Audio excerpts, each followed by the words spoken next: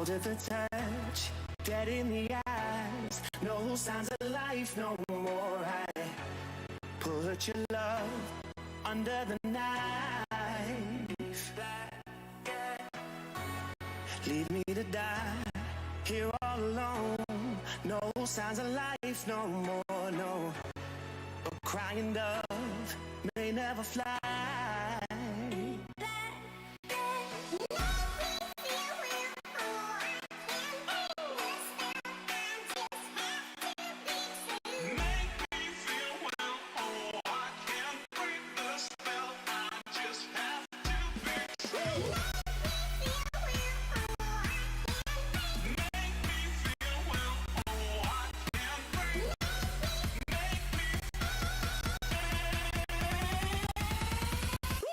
It's black and white.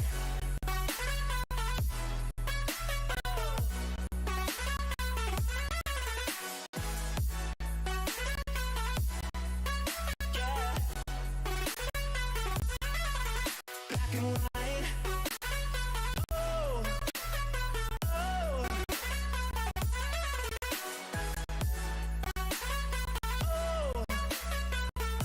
Oh. It's black and white.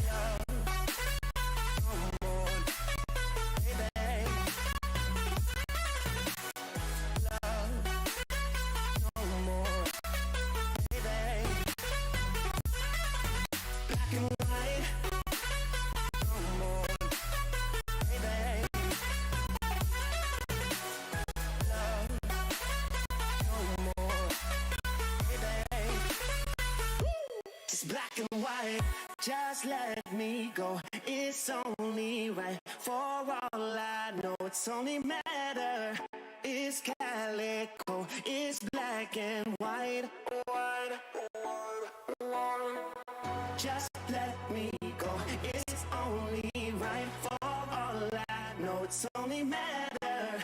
It's calico, it's black and white. White, white, white.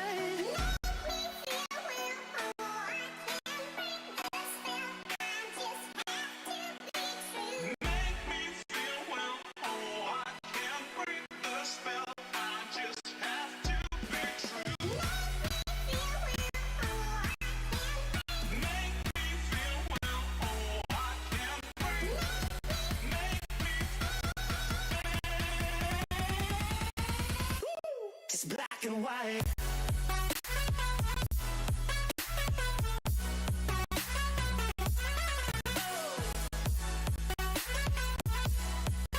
Yeah. Black and white. Oh. Oh.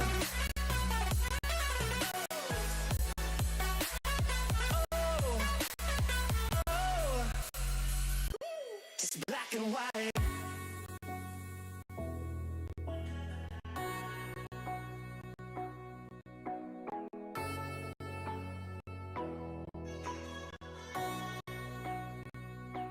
It's black and white.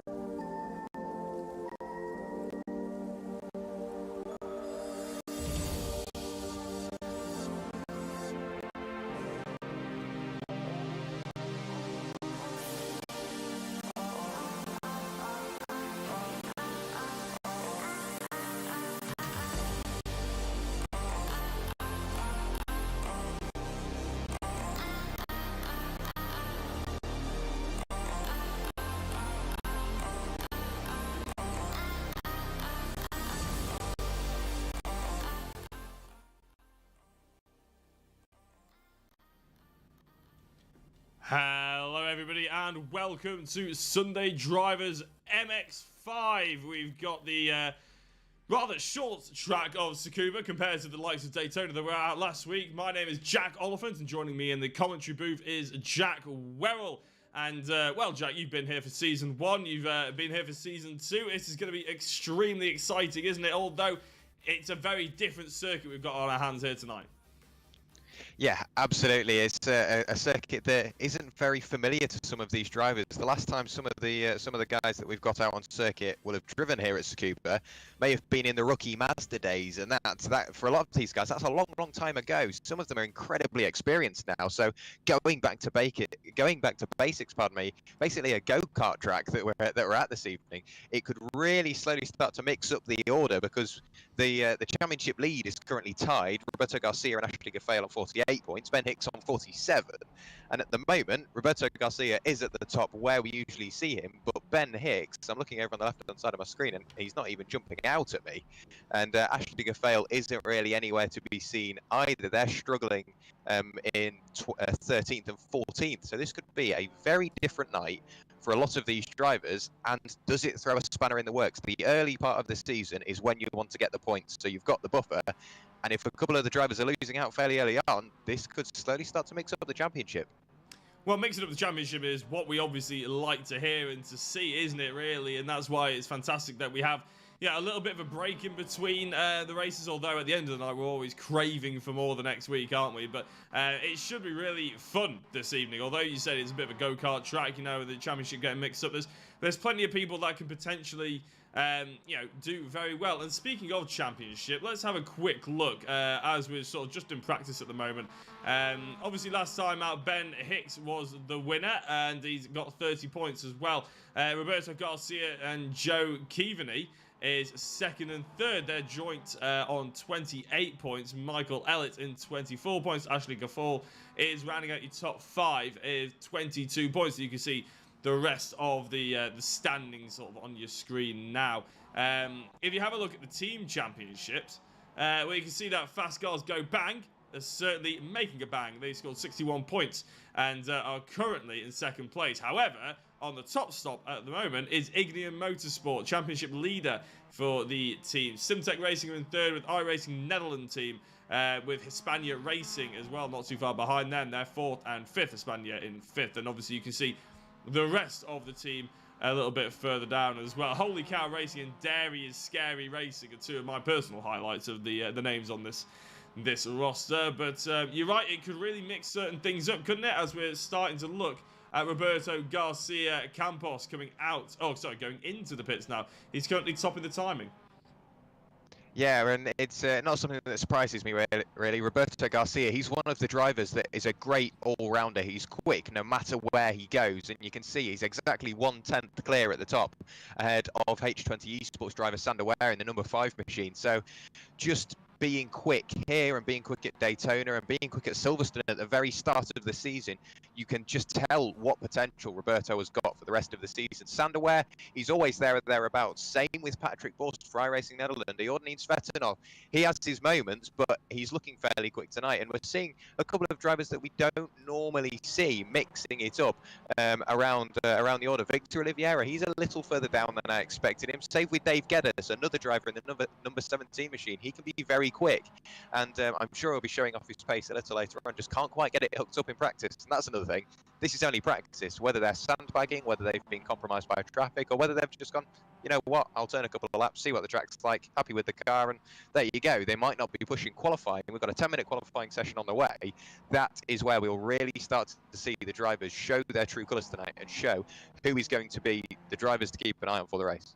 Absolutely, yeah. We've got very, very tight margins. As you can imagine, it's such a small track, and obviously we were at Daytona last time. Again, small margins were expected there, but the difference between currently Patrick Borst and Svetanov is 1,000th of a second. So, although Garcia is 2 times ahead of those guys, third and fourth, it's just so ridiculously close. Lopez to Sander Borst is 3,000ths of a second. So, between third and sixth, those 4 drivers are separated by less than 300ths of a second, which, to be honest, you can't blink that fast. It's fantastic. And to be honest, Daytona was a real exciting race, wasn't it? Obviously, we were talking about Ben Hicks before. He took home the race victory by 7/10 of a second. But realistically, it was never really that open, was it? Well, sorry, it was never really that open and shut book, was it? There was about 7 drivers that could have taken the victory at Daytona. Yeah, and I think that was helped not just by the complexity of the driving standards, but you've got some very quick drivers that like to get their elbows out. You've also got the ones that massively respect the clean racing. They've got the potential to be quick, but they will do everything they can just to keep the racing clean. So both have got their pros and cons, but everybody mixed it in on such a unique circuit where the draft effect can play a huge amount on the run up to the line. You can see there even in practice, drivers getting their elbows out. So at Daytona, it was one of the circuits we knew you're not going to know who's won the race until the checkered flag flies and until the timing comes through. But for it to finish the way it did, while it wasn't ideal, we were treated to one hell of a race beforehand. I think it was, yeah, like you say, 7, 8 drivers for the lead for the entirety of the race. And even if you're in the lead for the entirety of the race, which I think Sander Borst was, it just shows even if you're there for the whole race, come the line in this championship, it doesn't mean you've won it. Well, Sander Borst actually did a really good job, didn't he? We didn't expect him to lead throughout it. And to be fair, it wasn't like everybody was just hunkered up behind, waiting for that final lap to then make a move on them or anything like that. He was there and he was defending and he was fending them off. Drivers were trying to make moves and he just wasn't having any of it. And obviously, right at the end, it didn't go his way, which obviously is a bit of a shame for him after driving such a consistent and good race. But it was really nice to have a chat to a couple of the other drivers as well. Keaveney, he's Joseph Keaveney. He's told us exactly how to say his name, so I'm pretty confident in saying that one now. But if we do make any mistakes, me specifically, Jack's pretty good at it, but me specifically, I do apologise, and we'll hopefully get it sorted out for next time. One of them is Henrico Pudenstein, a name that I'm very fond of, to be honest, in the H20 esports racing, a name that I haven't actually seen before. So a couple of new drivers potentially joining in this round as well. Yeah, it's constantly an evolving championship. We've got new talent coming through, and it's not like you're going to be ballistically quick and just disappear into the distance, because people will be there to stop you. But even if you're not the most experienced driver, you're not massively comfortable in the car, you're going to have somebody to race. No matter how quick you are, how experienced, how talented, you're going to have somebody to race door to door with, and that is just the nature of the championship, because everything is so even. Looking at Rene Ware, him and Sander Ware, both racing for H20 Esports, both raced in season 1 and showed their mettle. They just proved how quick they could be, and they're trying to show it off tonight as well. Rene Ware at the moment, I think he has put in a time not massively competitive at the moment, but you can see he's just throwing the car around, a bit of a sideways movement in towards the penultimate hairpin, and that's a very tricky corner. There's so many lines. You can go very deep in and take the later apex. You can go in, use the camber of the corner to hook you up on the apex, and the reason why you've got to take so many lines and got to practice all the lines, because 9 times out of 10 you're going to be 2-3 wide into there, and I wouldn't put it past any of these drivers, because it's going to be elbows out, door-to-door trading paint racing, but that's just what we expect. That is the true colours of this championship.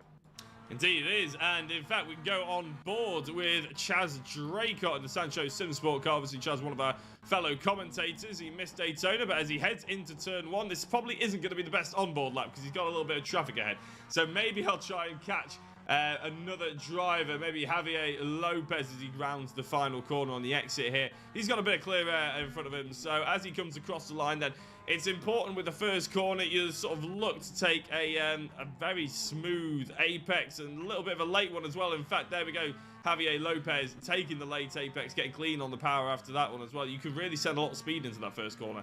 A nice flat out chicane, but you want to hook it up to the right hand side as much as you can to open up and send as much speed into the camber of the second hairpin. You don't have to run too wide there, but you have to get back to the left hand side, because this corner here, the right hander, is really important, because you're pretty much flat out here right until the braking zone into the final hairpin. There's a lot of hairpins here at Tsukuba, and again, they're pretty much all cambered, so you send so much speed into it, sort of trail brake as much as you can, and then try and get as best exit out of there as humanly possible, because you are now flat out all the way down towards the final corner, which is, you guessed it, pretty much a hairpin. As you send it in early. It's a bit more like Coram at Snetterton, if anybody's familiar with that one, although not quite as tricky. He hooks the inside curve at the exit there, but not quite hurting him too badly, and that is a lap around what Jack described as the go-kart track of Tsukuba.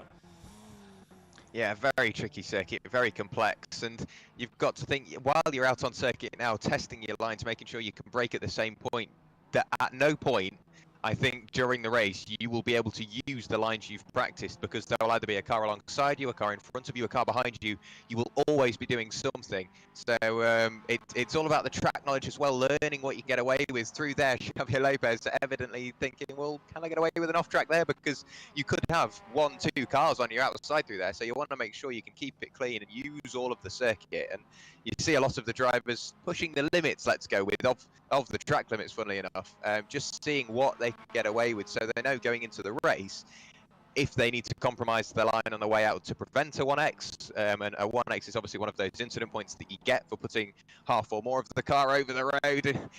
Testing each other's driving standards by the looks of that. That was Rene Ware in one of the Simtech cars. I think that was Scotty Angelo that he was having a bit of a tuffle with, pardon me, that was Mackenzie Mann that he decided to get his elbows out. You could see Chaz Drake in the background had a bit of a moment as well. Ben Hicks goes even quicker, currently provisional P4 in practice, so 103.302. And the speed variation of some of these cars is quite drastic, bearing in mind that we're on very similar setups, if not exactly the same. It's all down to driving almost talent and just the experience you've got in the car, the experience you've got on iRacing, and just general racing experience. It's all down to driver talent, because everybody's got the same piece of machinery to work with. They do indeed. It's really difficult, isn't it, to sort of eke out or find any excuses to say why you're not necessarily a little bit quicker or maybe as on the pace. It's, as you said, it's pretty much down to driver's skill, and the drivers who pay a lot of attention and put a lot of practice in will quite often get their reward in MX-5s. It's a fantastic little car to learn how to drive in a race car, isn't it? With the sort of weight transfer constantly, rear wheel drive, a low amount of power, but also quite a low amount of grip as well. It's all about minimum speeds, and when you go into aero cars and things like that, the minimum speeds and sending speed through the corner and mid-corner speed, basically, I keep saying speed, but you get what I mean, is really quite crucial. You don't have the engine, as Kevini ends up rotating the rear wheels. That was because he was on the curb, though, not because of the huge amounts of power that was underneath the bonnet of his MX-5, because there really isn't. A little 1.8 engine, mustering no more than about 150 horsepower,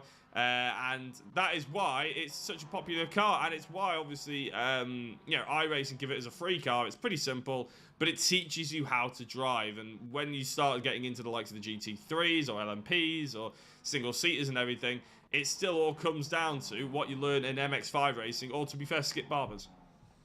Yeah, absolutely. They are just functional race cars. The Skip Barber, like you mentioned, it is just a race car, and that's it. There's no creature comforts there. It is there just to teach you the basics, teach you how a car moves underneath you, how it handles, where the understeer and the oversteer limit is, how to feel that, how to race close. And it's the same with the Mazdas.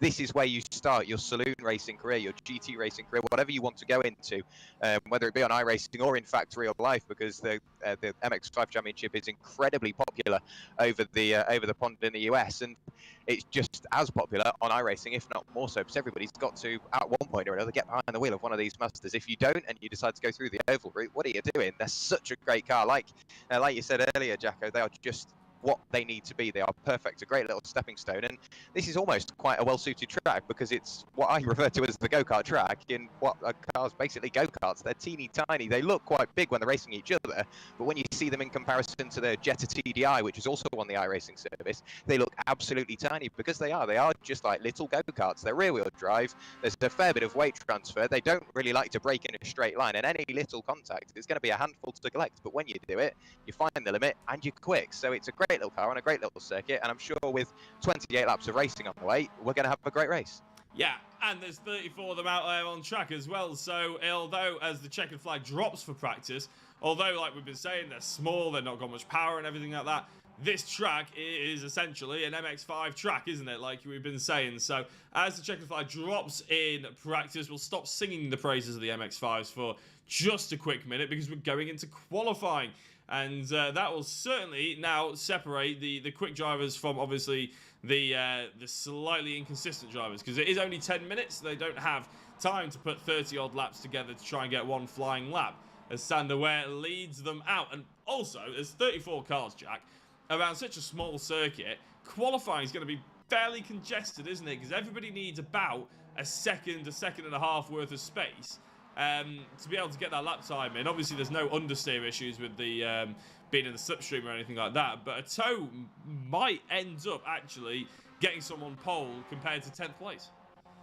Yeah, absolutely. It's going to be a tricky little concept for the drivers to get a handle on, because you can see we're currently looking at Sander Ware, who's got out of the pits first. He does have the number 6 Ignia Motorsport car of Dan Mould tucked in behind him. So like you say, he will have that crucial draft assistance. While it won't make much of a difference, there is a tiny bit of time in that.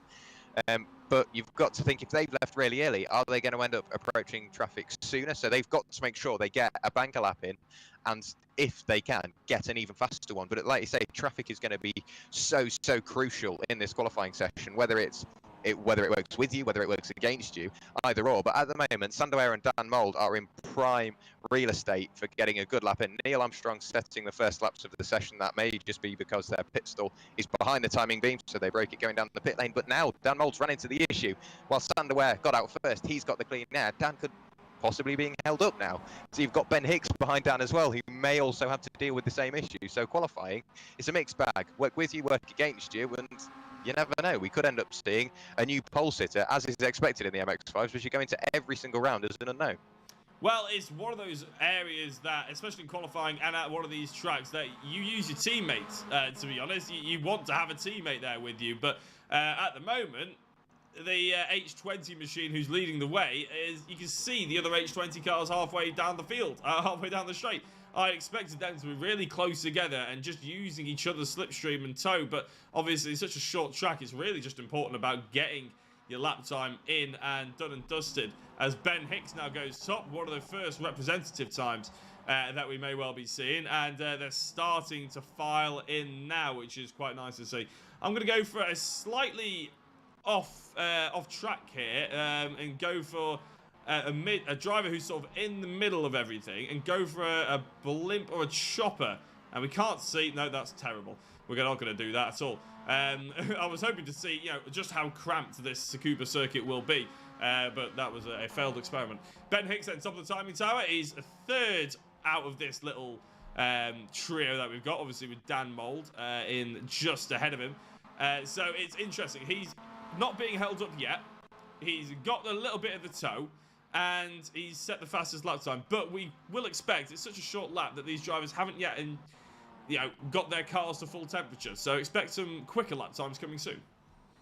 Yeah, they haven't got the car in the almost optimal performance window, so to speak. But you might have also noticed Sander Ware, Dan Mould only now setting their first times. So that's something we haven't really seen. Javier Lopez goes to the top of the times, provisionally, of course, so 1:03.352. But going back to Dan Mould and Sander Ware, neither of them set times until the last time by. However, everybody else has. That's a car in the middle of the road. Very lucky to get out of the way and get onto the grass. But Sander Ware must have made a mistake. Dan Mould followed him. Both picked up an off track. Both invalidated their lap. We're seeing lots of cars backwards and pointing the wrong way.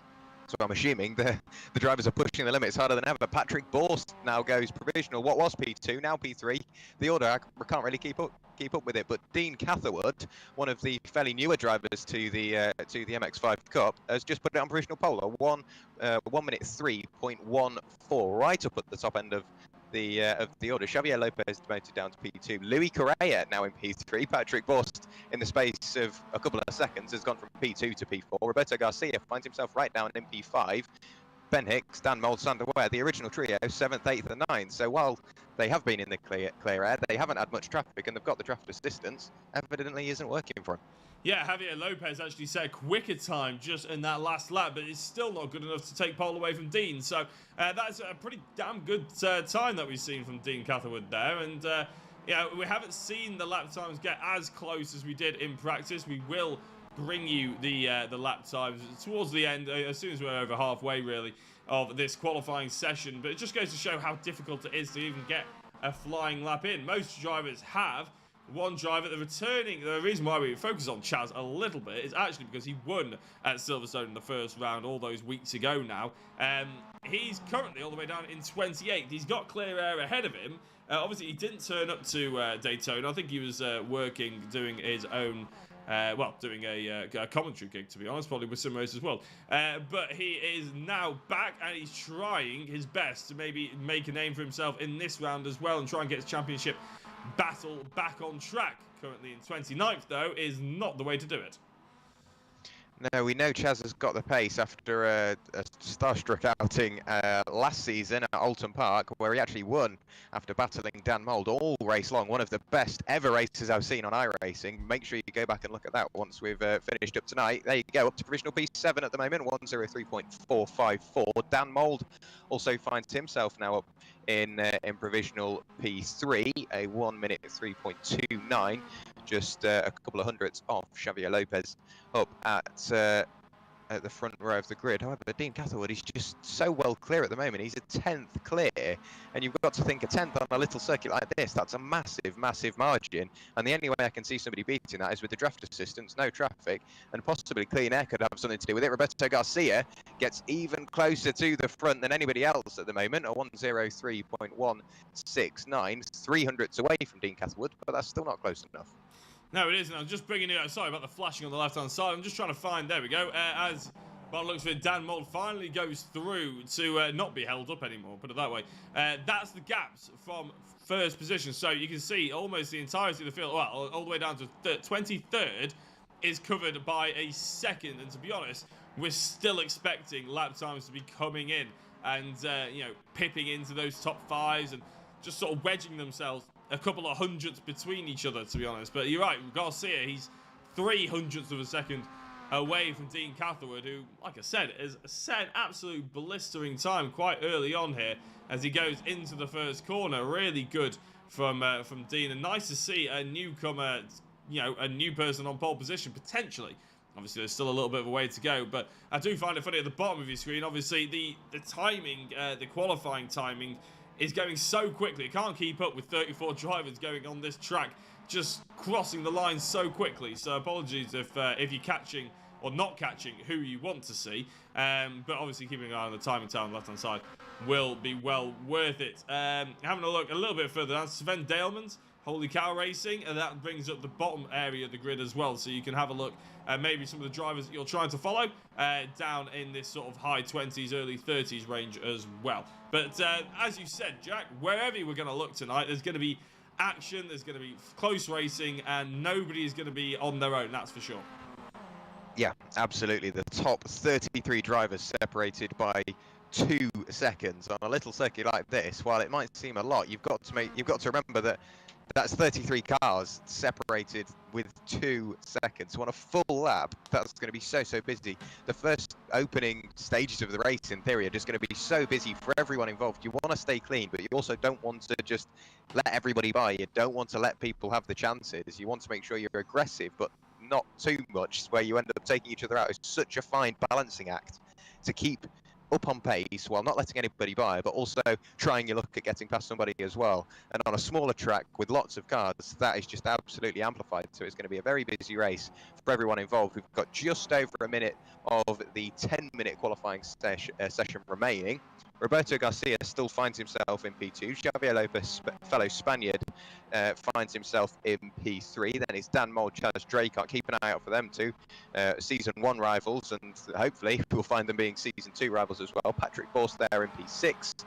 Louis Correa in provisional P7, and then Sander Borst provisional P8 at the moment. An absolute train of cars going down the back straight in towards the final corner. The number 19 machine, Roberto Garcia, does sneak up the inside of Dave Geddes. In the number 17 machine. They cross the line now, very sideways in the background for one of our drivers, but you can see just in qualifying how hard everybody's pushing, and they're finding the limits, or pretty much finding each other at every corner. So I can't even fathom how busy this race is going to be. No, I mean, look at the difference between Patrick Borst, Chaz Draycott and Louis Correa. To be honest, that sort of amplifies and epitomizes everything that we're going to see tonight. There's about 2.5 hundredths of a second separating those three. And I'm just looking forward to it. I can't wait. You know, every time it sort of comes to the end of the Sunday Drivers MX-5 Cup, at the end of the Sunday night, and we're thinking, well, you know, when's the next time we can see this? And we have to wait 3 damn weeks. So I can't wait for this one. It's gonna be awesome. As the checkered flag has now dropped, with Dean Catherwood currently still on pole position. If there's anybody out there who's gonna pip him, they're currently likely, apart from Chaz. Apart from Chaz potentially in the top 8, is really the only driver out there setting a time. And as you can see, he's not really setting a representative time, that's for sure. Sander Borst coming across the line. He's seeing if he can improve. He does improve, but nowhere near enough to try and topple our lead at the moment. That's just ahead of Stephen Orell, though, in the Holy Cow Racing. So he moves in one place. Kalle Kavisto in the Simulation Racing Leagues. Now, he has gone green in Sector 2, but he hasn't put any purple sectors in.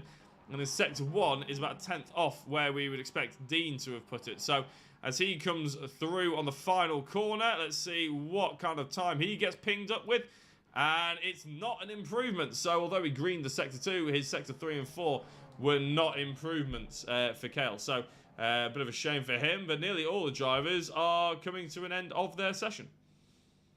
Yeah, so after what was a fairly hectic session, we do end up starting to quieten down. The calm before the storm, pretty much around here. Like we said, it's a very short circuit, just over 2 kilometers, 1.3 miles. So for a race circuit, there's not really much room for maneuver, and that's amplified with the 34 cars on the grid, and the championship is pretty much closer than it's ever been since the start of the season. But we do swap over to the race session. So 28 laps of action on the way. Dean Catherwood starts on pole position. Roberto Garcia alongside. Xavier Lopez and Dan Mould make up row 2. Then it's Chaz Draycott in P5 with Patrick Borst alongside. Louis Carrera, Sander Borst for company. Stephen Orell and Kalle Kavisto round out your top 10. Then it's Ben Hicks, Sander Ware, Iordine Svetanov, Ashley Gafale, Michael Ellett, Scotty Angelo, Dave Geddes, Tyler Reeves, Alvaro Rodriguez, Jason Guara, Joseph Kivani, Victor Oliveira, James Austin, Neil Armstrong in 24th. And then we've got Pedro Marimon Cladera, Henrico Puttenstein, Rene Ware, Amadou Bacchus, Sven Dalemans, Rob Jackson rounds out your top 30. Then it's Mackenzie Mann, Dirk Gretzky, Timo Paya, and Arturo de Villa and Jean-Louis Morgeau round out your grid. 35 cars on the grid, so another one's bipped in there somewhere. And it's either 28 laps or 35 minutes of racing on the way, whichever comes first. And I'm sure racing is definitely the correct word for it. Yeah, can't wait for this one. Let's bring the timing tower away so we can see all the action unfold on our screens. And, well, Rene Doohan in the chat as well. Pedal to the metal, Borst. So we've got some Borst supporters here. Or you could say Saborsters. You probably shouldn't say that, to be honest. It sounds awful. But it's going to be very interesting. As I said, Dean, looking forward to seeing how he is. And we've got the lights coming on our screens already. So it's going to be a quick start here with all 5 lights in and out. And we are racing here for the one and only time on a Sunday night in the MX-5 Sunday Drivers. It's a fantastic start by Dean Catherwood. Roberto Garcia Campos keeps his P2 with Javier Lopez in P3. No, he's not. He's been turned around, and that's going to create a car park, Jack. Oh, everybody's going into each other, and all of a sudden the MX-5s are already bruised. Yeah, there's lots of damage out there and then back across the pack. That's the worst thing that can happen, and then a very scary region. However, the front does carry on without any hesitation. I'm guessing that Dean and Roberto at the front don't have any idea what's just gone on behind them. But Dean Catherwood with a dream start, Roberto Garcia with very much the like, a big look up the inside, making his intentions known very early on. Dan Mould, Chaz Draycott nose to tail as expected. Of course, with the pair of them racing very closely in Season 1. I'm sure Season 2 won't disappoint, but look at the run Roberto Garcia has gotten Dean Catherwood down towards the final corner for the first time. A big look up the inside, almost contact between the pair of them. Dan Mould is peeling off into the pit lane, so I think he might have jumped the start, so he's got a drive-through penalty. Chaz Draycott is free and clear for the moment. However, Louis Correa is slowly catching on. You've then got Stephen Orell, Sander Borst, Iordine Svetanov and Michael Ellett. And after what was a very hectic first lap, we've still got a lot of drivers still running, some of them with damage, some of them without. However, we've got a lot of racing on the way. I'm trying to find out what happened on that first little corner. So Ben Hicks actually is one of the drivers that went off the track. And why was that? Is the spinner? Oh, yeah, it's because of that spinner ahead of him. So, yeah, a bit of a difficult one to see what really happened. Unfortunately, I don't have the replay of who actually it was, who the initial spin was. But I think he just got tapped around. And that's really a big shame because it's ruined a lot of drivers' race. And when there's only one race as well, there's a lot riding on the start, isn't there, for this Sunday night, obviously. So, a bit of a shame there, but it has mean that some drivers have gained an awful lot of it. James Austin and Neil Armstrong have gained 9 positions apiece. And then we've got Sven Dalemans, Rob Jackson, and they've gained 10 positions apiece in the Holy Cow Racing and the Simtech Racing Silver Car. So, a couple of drivers taking advantage of what was an unfortunate incident in the first corner. Yeah, I think just looking back at it, it was Patrick Borst who managed to collect the tail end of Xavier Lopez, and that's why both of them were backwards. We've got a car a little further back here. He's on board with Patrick Borst. It looks like Xavier Lopez got a bit of help beforehand. Patrick Borst left with nowhere to go, and then it just all spiraled out of control from there. Cars everywhere, wheels hanging off, and there's another car sideways in the middle of the road in the background. Very scary rejoin back onto the racing lines. Tyre smoke everywhere. A front bumper sat stationary in the middle of the road as well. And then there's another Simtech car off. And bearing in mind, Simtech, you've got to remember, they are fighting for the team championship, only 10 points behind Dean Catherwood. That was the original leader, so we now have Roberto Garcia in the lead. Dean Catherwood, pole sitter, original race leader, now right the way down in P24. One little mistake at one of the hairpins here at Tsukuba, and it's dropped him more than halfway down the order. So it's now Roberto Garcia up at the front, but he's not clear at all. A quarter of a second behind is the number 30 of Chaz Draycott and Sancho Simsport. Then it's Louis Correa, Stephen Arell, Sander Bost, and the Ordine Svetinov, but Dean Catherwood, he is not happy about that. An absolute charge up through the field, I think, is in order for him. Do not rule him out. Currently in 24th, to make that 23rd just about. Let's call it 23rd and a half, because he's not quite got there. There we go. Now in front, onto the start-finish straight for the fourth time of asking. Dean Catherwood, he is going to be ready and waiting to get back up into those top positions. Yeah, and just having a quick look at what happened to him. So it was one of the hairpins, wasn't it? He just gets turned around. That's really gutting for him there, and obviously he can't really move now because he's on the racing line essentially. And if he does move, you know, he might not be able to see the drivers coming, and he has to wait for right at the end of the grid. That's gutting for Dean because he was doing so well after being so quick as well. But a little contact with Roberto. However, Roberto is not alone, is he? He's got Chaz Draycott and Louis Correa right up in his gearbox, which is well, fantastic to see in terms of at least we have some still close racing, but obviously we would have liked Dean to have been in with a chance here as well. And it's a three-way battle for the race lead now as they go defensive. Does Garcia. Chaz trying to pile an enormous amount of pressure on with Louis Correa, probably thinking he was going to sweep around the outside. All of a sudden sees that he's got Arell in his rearview mirrors as well, and needs to think about maybe keeping his pedal to the metal indeed. But the top three, they seem to have just a touch more pace than the 4th and 5th place driver at the moment. But if they keep fighting, it's going to disappear instantly. Yeah, absolutely. It's a huge train of cars, so 6 or 7 cars, all nose to tail through the infield section of the circuit. Chaz Draycott desperate trying to get by, and you can see it's aided by the black rims on his car. The rear brake discs absolutely glowing. Ben Hicks, or Louis Correa, pardon me, behind does also have black rims, but Chaz Draycott's the brake discs, the rear brake discs in particular on the tail end of his car seem to be glowing a lot more than anybody else's. So he is dragging that car around, getting every ounce of performance out of the car, braking performance, turning performance, everything he can, probably all the performance out of his driving talents as well. And he is doing everything he can to get past Roberto Garcia. Slightly slower on that lap was Chaz Draycott, and you can see the gap will just fluctuate. It seems like Chaz is slightly quicker through the first couple of corners, and then the gap opens up again. Now hard on the brakes, the brake discs back glowing once again. Louis Correa closes up, puts his foot to the floor, stays within touching distance, and for the moment everything is staying pretty uniform. Roberto Garcia at the front, and it's Chaz Draycott, Louis Correa, Stephen Arell, and that's Rene Ware backwards in the road, does everything he can to get out of the way. Another H20 car joins him. In fact, who was that? That's also there. Let's hope that's not Xavier Lopez once again. I think it was, and it's 4 H20 cars, all having an absolute mare at turn 1. Originally it was Rene Ware. There is Xavier Lopez hooked on the front of one of his teammates, struggling to get by in those H20 cars. I'm sure you could probably just about make one clean one out of the clean panels left. A very scary rejoin for Xavier Lopez, but there's not much room to manoeuvre. So you can imagine in the heat of a race, it's very tricky. And look at that, it's just absolute carnage. It is, yeah. It's not H20 anymore. They're trying to morph into H80, aren't they, with the 4 drivers all colliding into each other. Let's see what happened then, because he's going through the first corner, and then does he get a bit of a tap? Does he come off the throttle a little bit and then get turned around?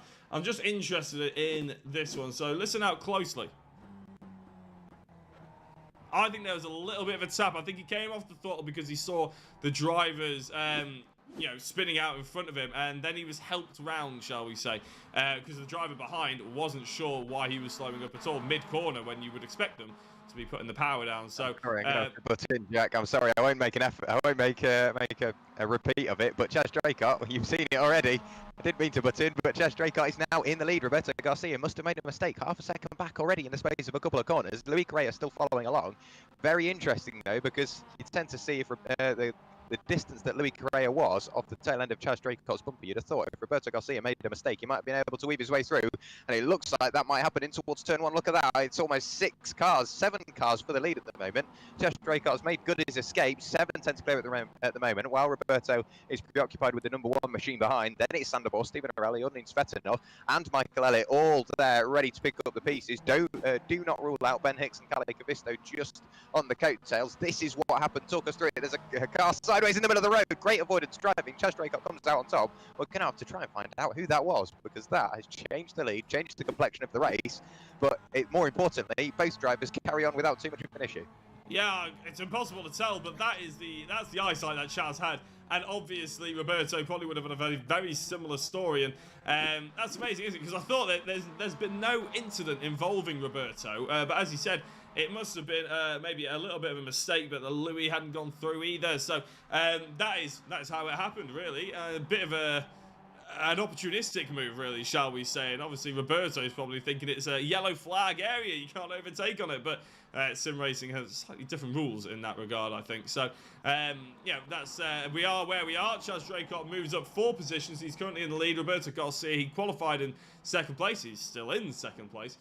Luis Correa, Sander Borst, and Steve Arell have all gained 4 positions as well after that incident with the H20 cars on the first lap. So, a fair few, I'd say about half the field have been running clean so far. Dean Catherwood is very wide into the first corner by the looks of it, but he's up to 15th place again.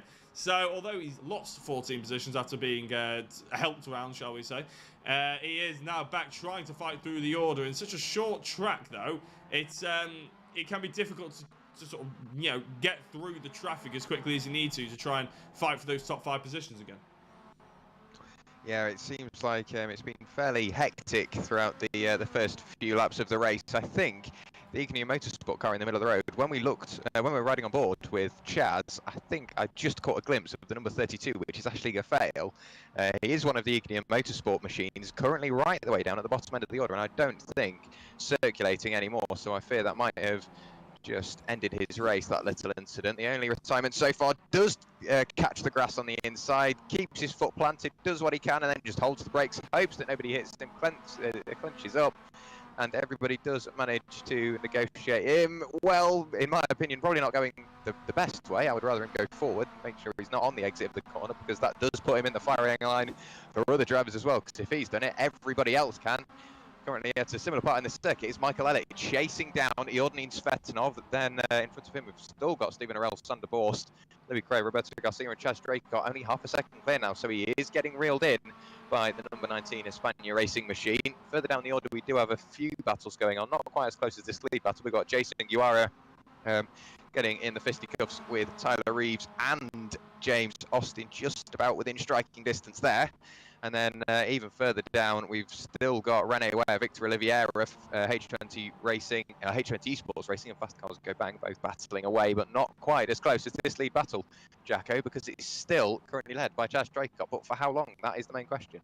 Well, everybody loves a close battle, and everybody loves an unpredictable, race lead as well. So it's fantastic to see that these drivers are all so close at it. And to be honest, we thought maybe Daytona was a little bit of a freak with the amount of drivers that had a potential at a victory, to be honest, with 7 drivers constantly going through the first corner about 3 or 4 wide. But because of the nature of Daytona with the toe and the sort of the oval and everything like that, it's it lends itself to that kind of racing. Tsukuba, little bit different, little bit more like Brands Hatch Indy, I would say, in the terms of obviously the lap times are so close. It is a little bit difficult to sort of really put your stamp on, trying to get away. The reason why I say that is obviously because if you're looking at like Spa, for instance, where you go up Eau Rouge, if you mess up Eau Rouge and come out of it 1 mile an hour too slow, then you have the entire of the Camel Straight, and you will be slower, by a lot slower by the end of the Camel Straight. In Tsukuba, you come out of a corner, you're straight into the next one. So you may come out of it 2 or 3 miles an hour down, but it doesn't matter because you're hitting the braking zone so quickly. So it promotes bunched up racing, which is what we're seeing right here in front of us. Yeah, absolutely. I think it can be a bit of a Marmite circuit because some drivers, they like the faster flowing nature, like you mentioned, of Spa. It's one of the circuits where it's got a real range of corners. It's got tight hairpins, it's got chicanes, it's got very long sweeping corners, it's got very fast kinks like it's Blanchimont. There's so many different aspects of Spa that you could pick out and want to throw into a circuit, but Tsukuba is just one of those circuits which is it's so different but so similar to other circuits, if you get what I mean. But for the moment, it's looking like it's been a perfect combo for these MX-5s. You can see Michael Elliott a little look up the inside there. I thought he was going to catch the tail end of Jordan Svatanov, but both drivers do continue on. Ben Hicks in the background giving chase. Kalle Kavisto doing the same. And then you've got quite a sizable gap to Tyler Reeves, 5 seconds. Look at these two. This is Victor Oliveira around the outside. For fast cars go bang a little hot into the penultimate corner on the grass. Keeps the lock on a little bit too long as well, with a bit of throttle, and he has to let through Rene Ware, and he was trying to get past Rob Jackson. Look at this is Reski also working his way by. Timo Paya trying to do the same, and it just shows one tiny mistake and just slight lapse in concentration, and you can lose 5, 6, 7 positions, possibly more. Well, it's if anybody's ever watched any kind of go-karting racing, it is very much like that. Like cadets, they just sort of stream each other in a massive line. You took one wheel off the grass or something like that, you end up losing 10 positions even though you've only lost half a second, sort of thing. It's ridiculous, but it's what we've got in front of us. And to be fair, we didn't catch what happened to Dan Mould. You said that he may have jumped the start. You think it doesn't look like there's any damage on the car. I can't believe that he was in there for long enough to have a repair or anything like that, but he's all the way down in 25th, and we were sizing up the fight between Dan Mould and Chaz Draycott as being a sort of reignite of the drama that we saw at the end of the last season of the Sunday Drivers MX-5. It's unfortunately not come that way, has it? No, I was quite looking forward to seeing it because they're so similar on pace, but at so many different areas. For example, Dan Mould, he knows how close he can follow a car just because of experience in the car. He knows where the front of the car is. He knows he can push the other car around. He knows exactly what he can do with the car. But Chaz has also got a little aspect. He knows where he can use all of the circuit. Like there, every inch of the exit curbing there has been used by Chaz, so he can maximise the car's performance, maximise the track's performance. So it makes a great little recipe for racing, and he's definitely earning his money today. Roberto Garcia just following in his wheel tracks, just about halfway through the race now. We go on to lap 15 this time by. There is Ben Hicks. I told you not to rule him out. He's right on the tail end of Jordan Svatanov. Michael Elliott has worked his way through. Kalle Kavisto following along as well, and it's just become 5 for the lead and now 4 for 6th place. There's 2 packs forming, and then you've got an even bigger gap down to Tyler Reeves, then a couple of seconds back to James Austin. It slowly starts to open up, but Jason Guerra and Neil Armstrong having a good go at it. Same with James Austin as well. So there's battles everywhere you look. You definitely can't be bored watching or indeed racing in this. Oh, big off there for, as we mentioned, in James Austin. And is that Jason Guerra as well? Is actually the driver who was... Oh, he's been turning to Guerra there. Oh, my days. It's a little bit too close. And unfortunately, the Simtech racing car not really having his way. And let's have a look and see if we can see what happened here. Is it just an over-rotation on the rear? Oh, he just touches the curb, doesn't he? And that's what sends him into the other driver. And to be honest, he's done really well there, the 48 of I've lost James Austin, not to end up spinning into the wall there. He's caught that nicely and ended up carrying on right in the same position he was. Yeah, that was the 2 Armstrong Racing teammates of James Austin and Neil Armstrong, and both of them carry on. Annoyingly, who was it? Jason Guerra didn't really carry on with such luck, but that is just the nature of this racing. It's so compact, so close, and just a couple of inches further back than you think, and you're across the front of a car and in the barrier. There is Mackenzie Mann, number 37 machine for Simtech Racing, getting past the number 28 of Amanolo Bacchus. The front end of that Fast Cars Go Bang machine looking rather second hand, being followed now by Rene Ware with a very similar front end, and it's car into car into car, sparks fly. Who is that in the middle of the road? I think that might be Jean-Louis Mortier, the number 39 machine. It is the privateer entry, almost being a mobile chicane at this point. Who will get out in front earlier on? The H20 car goes screaming up the inside of Rene Ware. Amanolo Bacchus goes to the inside.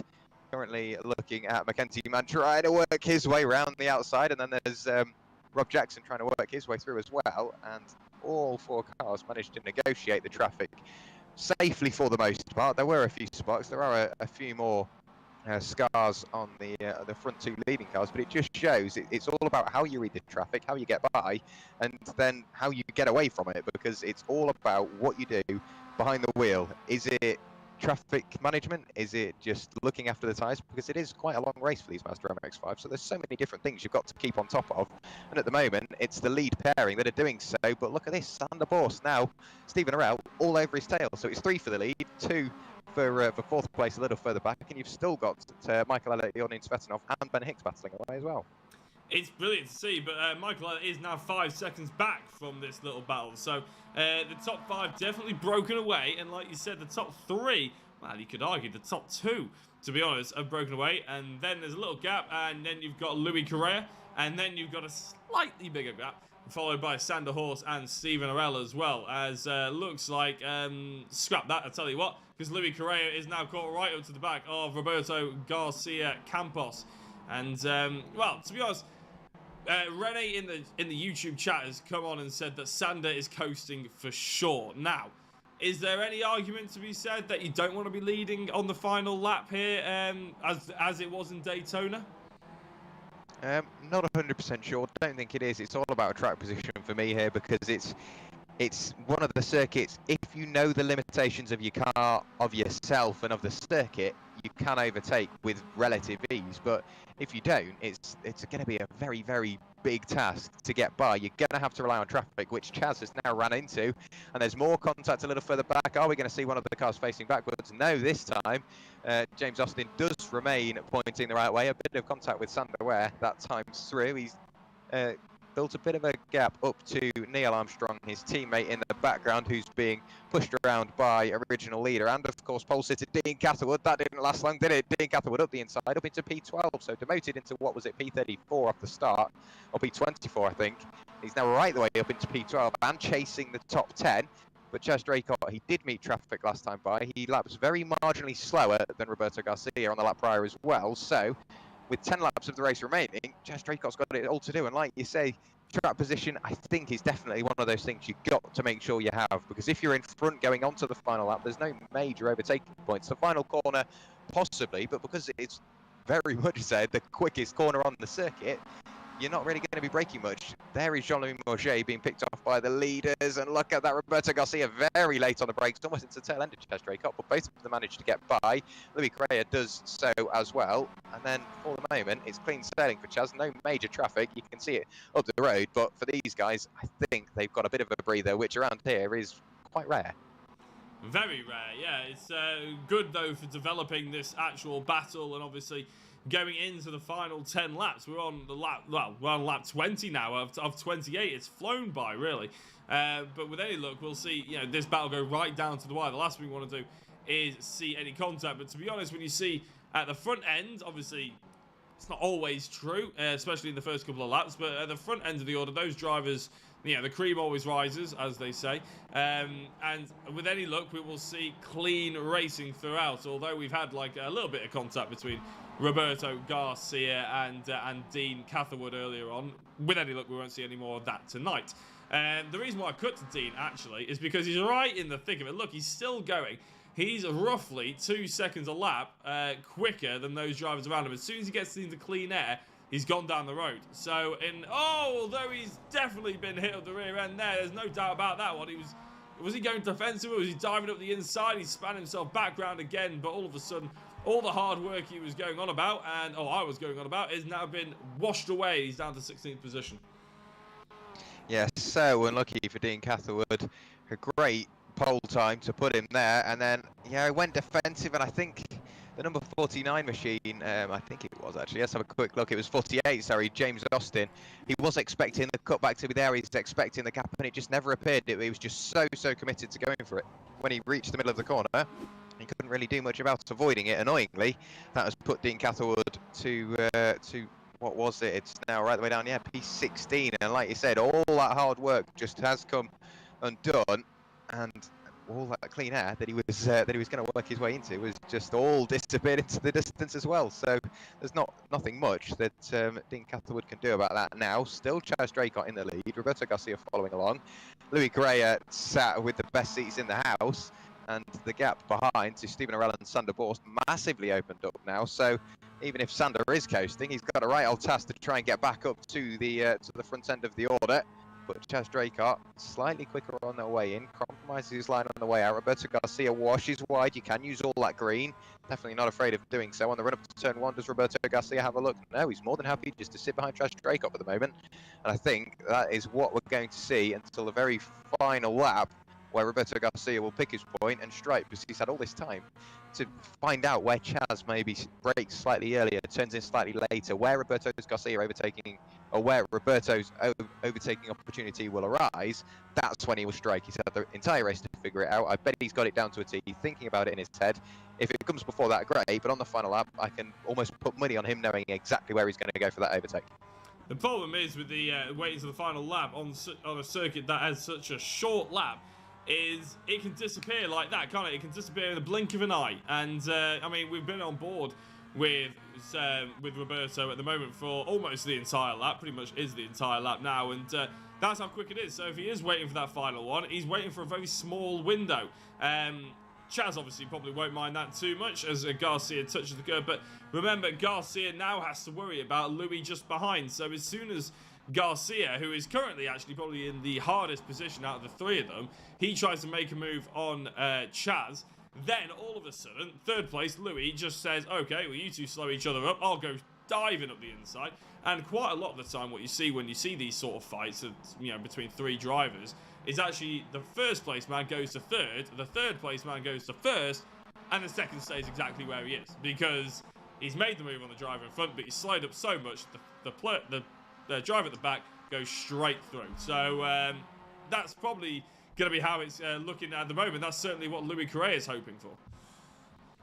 Yeah, it looks like that will be what happens, because Louis Correa, like you say, he's got the best seats in the house. He can just sit and watch exactly what's going on in front of him and pick his moment to strike as well. There's no real pressure on him from behind. Iordain Tsvetanov and Ben Hicks trading positions. Currently looking at Patrick Borst. Of course, he was pointing the wrong way come the exit of turn one on lap one. There's tyre smoke in the distance. Let's hope for no major issue. This is where I saw it. Iordain Tsvetanov into the tail end of Ben Hicks. So that is why they traded positions. Ben Hicks currently down in P9, the number 9 car. Onto the back straight he goes, and with no major traffic behind, he does get back going again. There is Patrick Borst in the thick of it. He's chasing down Pedro Marimon Cladera in the number 11 machine. The pack being led by Neil Armstrong. Doesn't really have much assistance from his teammate at this point. James Austin disappearing into the distance, leaving him to battle the cars behind. A big look up the inside for Pedro Marimon. A bit of door-to-door contact. Both drivers carry on, but Pedro, he is almost in front. He's almost got the position. Staying in P12 for the moment, and then a big look up the inside for Neil Armstrong, and he does get back in front for the moment once again. That seems to be the motto of this season, for the moment, because it doesn't really last long. And there you can see now, Neil Armstrong, he's gone from, 11th or 12th, right the way down to 14th in the space of 3 corners. But I guarantee we'll look back in 2 laps' time, and it'll all have switched around again. Yeah, and in fact, we're going to have to jump to the front, really, because there's only roughly 3 minutes left of this fight. So I would expect that Roberto, if he's going to start putting pressure on Chaz, he's going to have to do it soon, isn't he? Because with only 3 minutes left, although you might look at it and think, 3 laps, that's quite a while, plenty of overtaking opportunities. There isn't, because it's such a short lap, to be honest. So it can disappear on you very quickly.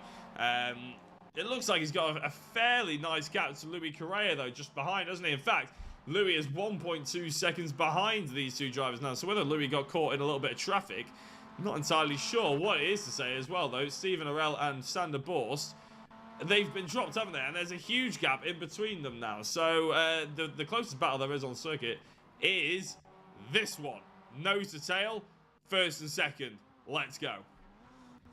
Yeah, only 2 tenths separating them as they cross the line to go on to lap 26. A big look up the inside, contact there. Chaz Draycott gets elbowed out wide. think it looked slightly more violent than it actually was, but Roberto Garcia with a bit of a bump and run there, pushes Chaz wide. Chaz desperate trying to get by, has a look in towards the second hairpin. Will the overtaking opportunity present itself? I can guarantee Chaz will not be taking that line down. He'll be pushing Roberto Garcia to the line now, hopefully. We end up seeing this battle continue on. Maybe we see Louis Correa get back in, because of course Chaz is going to be fired up. He's going to be looking every this way and that, looks to the inside and towards the penultimate corner. That's going to maybe compromise his line, which will therefore compromise Roberto Garcia's, who does go wide, doesn't get the greatest of momentum on the exit of the corner. Louis Correa still following along. He has the draft assistant. He will be able to see where both drivers in front maybe run slightly wide or turn in slightly late, so he can pick his point. Chaz just following along now, pretty sour after that, I can imagine. Crossing the line now to go on to lap 27, 2 laps of the race remaining, and it's all changed. We were expecting Chaz to almost coast it to the line, have a bit of defence on the final lap, and Roberto with quite an optimistic move, but it's come way earlier than we thought, and of course this has now flipped the strategy on its head. Does that mean Chaz might now get in front on the final lap of the race?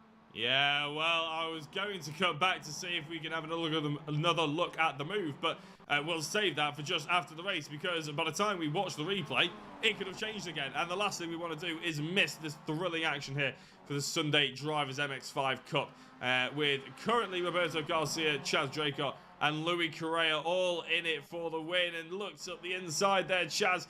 It doesn't this time, though, put Roberto off. Roberto knew full well that Chaz was far too far back to make any kind of moves on that so far. So as we round into the final corner on the penultimate lap, we'll be going on to the final lap.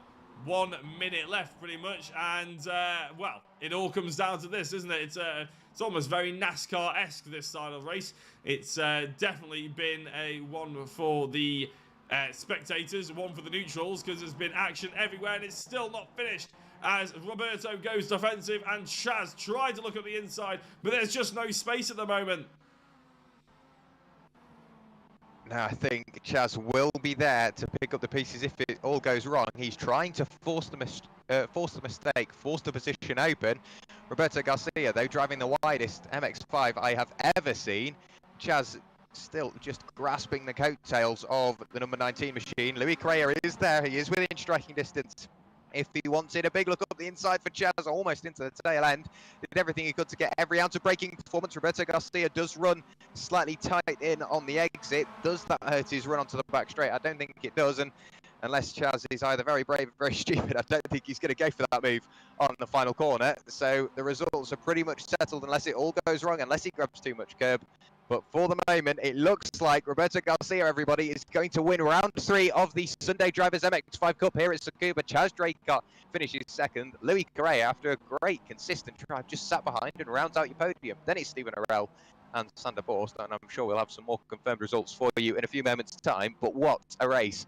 A lead change on the final couple of laps, and of course the pole sitter, Dean Catherwood, finds himself right the way down in P15 for the moment, but his race isn't over yet. Look at this. This is Pedro Marimon Cladera trying to get past Neil Armstrong. Dean Catherwood following along in the coattails. He's got a bit of traffic in between himself and the cars in front, so I don't think that's going to change. The number 11 of Pedro Marimon has a big look up the inside of Neil Armstrong. I think there was a bit of contact. However, it does mean Pedro Marimon does pick up P13. Dean Catherwood recovers to P14, and Neil Armstrong, albeit a bit slower than everybody else, does cross the line in P15. But what a race. You can't hold your breath at any point through that, because you constantly got to stay on top of everything that's going on. And like you say, that was the race for the spectators, because that was one hell of a race. There was constantly something going on. Yeah, and just have a look at this move up the inside by Roberto. He leaves it late. Chaz tries to go defensive, but it's not gonna happen, is it? As Roberto was fully committed to that one. It looked like Chaz was trying to go for his line, but it just kept the door open for long enough for Roberto to squeeze up the inside there. And with any luck, we'll be able to have a chat with a few of our podium position sitters just after we bring you the results, which will hopefully come up now. There we go. And Jack, take it away.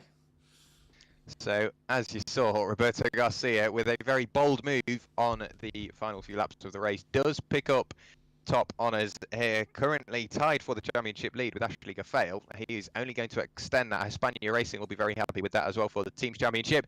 Chaz Draycott does finish in P2, missing Daytona, but so far he's got to be one of the most consistent drivers I've seen, because he won round 1 and he's gone and put it in second for round 3. So great drive from Chaz. Louis Correa, as always, up at the point end of the order, rounds out your podium. Stephen Arell finishes in P4. Sander Borst rounds out your top 5.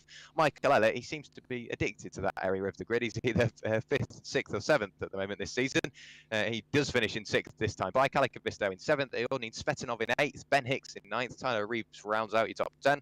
Then it's Patrick Borst. 12th was James Austin. Pedro Marimon in 13th. Dean Castlewood, pole sitter, race leader for a short while, finds himself down in P14. Neil Armstrong losing out on the final lap on the final corner to finish P15. Then it's Jason Guara, Sven Delmans and Dan Mould right the way down in P18. Quite a way off where we're expecting, of course, with that drive-through penalty. Then it's Rene Ware, Rob Jackson, Mackenzie Mann, Victor Oliveira, Xavier Lopez, Amanullah Bacchus, Dirk Reski. 26th was Timo Paya. Then it was Sando in 27th. Dave Geddes in 28th. Then I think we've only got a few more to go. Here you go. We've got Joseph Kivani, and Alvaro Rodriguez, Henrico Puttenstein, Arturo De Villa, and Jean-Louis Morget, I think, rounds out your final finishes. Then it was Scotty Angelo and Ashley Gafael sadly retiring fairly early on in that race, but that was one very busy race. And as always, we're sat here thinking, well, as soon as we've finished the interviews, can we go and do another? But we've got 3 weeks until we get to round 4 at Silverstone. It's gutting, really, isn't it? We want to see this again and again and again. The MX-5s. I cover quite a lot of MX-5 racing, and it never fails to disappoint. It's amazing, isn't it, really? We did have Roberto Garcia in the interview waiting room, but he has just seemed to have jumped away for some reason. So what we're going to do is bring in second place man. And Jack, you can have a chat to Chaz Draycott as soon as we drag him into the comms box. Well, Chaz, we brought him in mid-conversation, as always. But Chaz, welcome to the commentary box. You're more familiar with this than the cockpit, I think. But what is it with you and constantly being at the front? Last season at Alton Park, the season finale, you and Dan Mould battling away. You came out on top of that one. You won round 1 at Silverstone. And today it was looking like you were going to win round 3, but a fairly bold move put paid to that. But all round, you've got to be pretty proud of tonight's performance. Yeah. Silver line wise, that was good fun. It was very difficult. Plenty of just managing the gap, just hitting apexes. I had a few mistakes here and there, lost a bit of time, and I can't hide the fact that I'm really, really annoyed about the move. I'm sure you can probably understand, as most people will, but I don't feel that was the way that the battle should have been decided. Because Roberto was putting on a hell of a chase. We know how fast he is. But the move was just reckless. Dan, my spotter, called it a while before it happened, and part of me said do the same back, but we don't want to go doing that. In all fairness, but yeah, plenty of points today. Some of the guys around me in the championship lost out on a lot of points, so that's the positive to take. It's a shame not to continue the 100% win record, but you don't win everything, do you? No, it was a bold move, I think, is what I'm going to go with, and I'm sure we can look at it and discuss it later on. But yeah, like you say, it was one hell of a performance from yourself and of course Roberto behind. And well, he was behind you for a lot of the race, so you managed to deal with that pressure very well. But in the back of your mind, what were you thinking? Because you've got to pre-plan here, because as soon as you start thinking, well, what am I going to do at the end of this lap? It's there. It's a 1 minute lap. There's literally nothing to it. 1.3 miles of circuit before you're round and going again. Were you thinking, well, come the end of the race, what am I going to do? If it goes wrong, where might I end up? Louis Correa is also just a couple of positions back to pick up the pieces. Was that something you were thinking about, or was it all get through the clean air, get through the traffic, and see where it leaves you? I was kind of expecting something from Roberto. I was waiting for him to just tuck it down the inside, because his incident with Dean early on, it was just aggressive.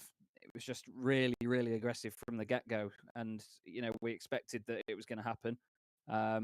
So when he was behind me, I was just thinking it's a case of when, not if, we're going to get a bit of a send. I just thought that we thought he was waiting basically for the last few laps, and that's exactly what he did. He had a strategy for it, and it worked obviously, but not in the way that any of us would have liked, I'm afraid. Yeah, wasn't the best way to see the battle finish, but it was like you say, well read from yourself if you saw it was happening, and you managed to carry on and pick Yeah, up P2. So obviously, definitely well worth it. yeah, And Tsukuba, it's one of those circuits. I wouldn't. It is almost a Marmite circuit. You love it, you hate it. At some point in an iRacing career, guarantee you'll end up there, whether it's in rookies or one of yeah. the other series. But prior experience, I'm sure it's varied with you because obviously you've got quite an expansive iRacing experience. But was it a circuit you were looking forward to when you were just thinking, right, let's get it done and over with, or was it one of the ones we'll take it with a pinch of salt, see how it goes, and see where we end up? I think it was take it with a pinch of salt. We've got a big spread of pace in the field, so I didn't really know what to expect, especially from quali as well. You know, trying to find track position in quali is difficult. It was something I struggled with. I was pretty pleased with the lap I did, but I felt like we could have done more. It is a great circuit, but yeah, the only thing I'd driven before that MX-5 around here was actually a Ferrari 488 GT3. Funnily enough, just as a bit of a test once. But yeah, the cars suit that circuit. It's like a go-kart circuit for these cars. It's great, but yeah, it was tough to overtake and it was tough to defend at the same time. I'd happily welcome it back, but yeah, a pinch of salt is probably the best way to put it. Yeah, we were saying that the car track combo definitely married up well because it's a go-kart car and a go-kart track, so it was Yeah. it was quite a good little combo. But I think that is going to round out my round of questioning. Jack, have anything to follow up? No, not him. It would help if my mic was actually unmuted. But yeah, it was a. We've had a look back at the move a couple of times, and I think we could probably see your point a little bit there, Chaz. But obviously, you can watch the broadcast back and make your own opinion of it going forward. By the sounds of it, you probably have. Are you going to be around for the next round as well? Obviously, you didn't manage to make Daytona through work commitments. Is the plan to make the next one? The plan is to make it. When are we? The 6th of... No, that's the 6th of May I've got there. That's a terrible bit of calendar work, isn't it, Chaz? When are we? 3 weeks. It is on March the 14th, isn't it? Same day as Coches, Aburridos and España for anybody wanting to join in. Yeah, I'd be hoping to make that one. Silverstone GP, it's going to be a long lap. There's going to be a lot of mind games there. A lot of slipstreaming as well. So, yeah, I'll be around for that one, I'm pretty sure. So I need to get Roberto back, really. So we need more points on the board. I was going to say Silverstone. I mean, that's 4 wide going through Abbey and Cops, and you can't be missing that sort of action, can you? Oh no. Well, Charles, thank you very much for jumping in. Obviously, is there anybody you'd like to give a quick shout out to before we let you go and enjoy the rest of your evening? I imagine go to bed probably pretty soon, but yeah, anybody you'd like to give a shout out to? I'm sweating buckets. The boys at Zancho Simsport for having me. Absolute heroes as always. Their sponsors, Silverstone Composites, Simply Race as well. And, of course, the guys at Abruzzi Racewear and Vertex Esports as well. The guys have been fantastic since I announced the partnerships. And I look forward to seeing where we go in the future. And you lads as well for another wonderful broadcast. I'm sure I'll watch it back a bit later. Well, thank you very much. Making us blush over here, isn't he, Jack? We'll let you go, Charles, but thank you very much for jumping into the comms box. Oh. I was just about to say, can I say that is the most unorthodox way I've ever taken the lead of a race? Yeah, you had to take evasive action, side of Ashley Gaffall. I've actually got a still on my stream right now. I hit the front of his car. I don't know how I got away with it, but I am T-boned by his car. But wow, that was frightening. But anyway, thanks again, boys, and I'll speak to you very soon. Well, that was Chaz Draco. I just realised neither of us knew if we were coming in then. Thank you very much to Chaz. And well, Jack, we don't actually have anybody else in the interview waiting room. It's a bit gutting because Roberto, I think, or Louis were in just before Chaz. We dragged Chaz in, but they seem to have disappeared, which is a bit of a shame. Yeah, it would have been good to grab Roberto, even more so Louis, I think, because he's one of the drivers we didn't see much from, but that was important because he was sat in P3 for a very long while, occasionally jumped his way up into P2, but you've got to think he saw that battle front row seats. He knew everything that was going on. He knew what the drivers were doing. He knew how they reacted to each other, and he could have explained that battle like nobody else could in that race. It would have been great to grab him in, but I'm sure we'll grab him in a few weeks' time, this was the overtake. And you think at this point, Chaz is going to go towards the outside, but he does what you're supposed to do. You aim for the car, because 9 times out of 10, by the time you get there, you don't. And you can see, yeah, the car does jink off to the left-hand side, which is why he does end up off the circuit. Great stuff from both the drivers and, of course, everybody else that managed to negotiate the stationary actually fail. But into the hairpin we went, and it was then a new leader for the majority of the race. But what a race. As always, 3 weeks till the next one. I really can't wait. It's such a great series with such a great group of drivers, and you're never let down by the quality of racing that you get and the action that is provided throughout the night. But annoyingly, it's that time again. We've got to say goodbye until, what, 3 weeks' time? We do indeed, yeah. I want to say a big thank you to everybody who's been racing, watching, commenting, obviously all the drivers as well. And yeah, with any luck, in 3 weeks' time, we'll go to Silverstone and we'll get to do it all again. And we'll enjoy it just as much as well. So thank you very much for watching. My name's been Jack Oliphant, and I've been joined by Jack Werrell to form what is known as the Budget TomTom. It's now the Jack, as we will take you into Silverstone in 3 weeks' time. Thank you very much for watching, and we will see you then.